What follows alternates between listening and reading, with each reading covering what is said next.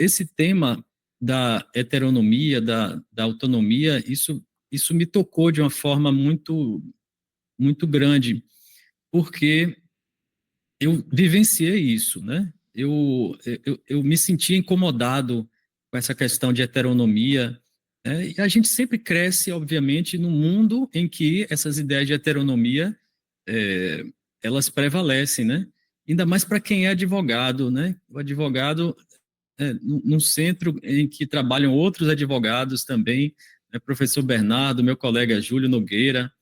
Então, aquelas ideias de causa e efeito, de ação e reação, aquela ideia de código penal da vida futura, aquilo para mim tinha uma certa naturalidade, talvez por questões de outras vidas, né?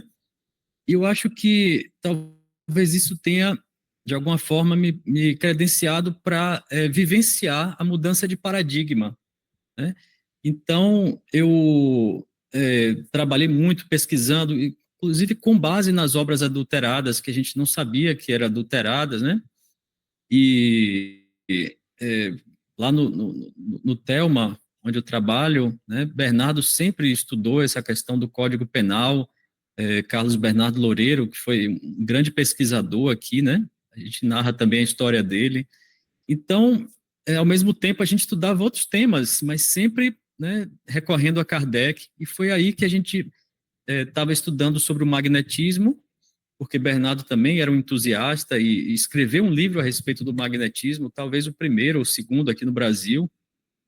E aí foi através da pesquisa, buscando coisas sobre Mesmer, que eu cheguei a Paulo Henrique.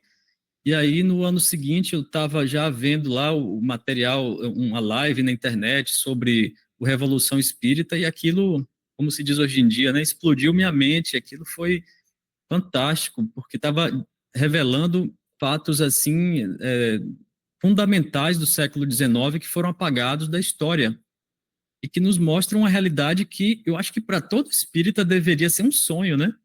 A gente pensar assim, poxa, e se a universidade fosse espiritualista? E se a cultura fosse espiritualista?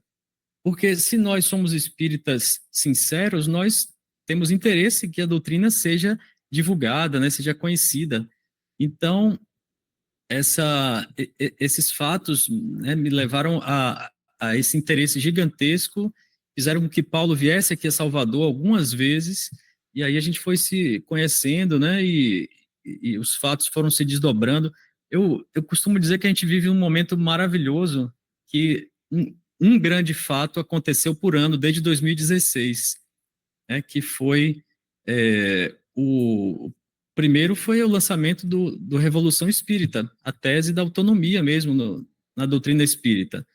Depois, em 2017, tivemos o legado de Allan Kardec, né, que foi lançado em 2018, junto com a abertura do acervo de cartas de Canuto Abreu, né, a inauguração do CEDOLA na FEAL, aqui no Brasil, né, no ano seguinte, foi traduzido o legado de Allan Kardec. Em 2019, nós tivemos o livro Autonomia, de Paulo Henrique. Né? Em 2020, nós lançamos o livro Nem Céu nem Inferno, denunciando a adulteração, né, dessa obra O Céu e o Inferno, de Kardec. Em 2021, nós trouxemos uma nova tradução feita por Emanuel Dutra, dessa obra original.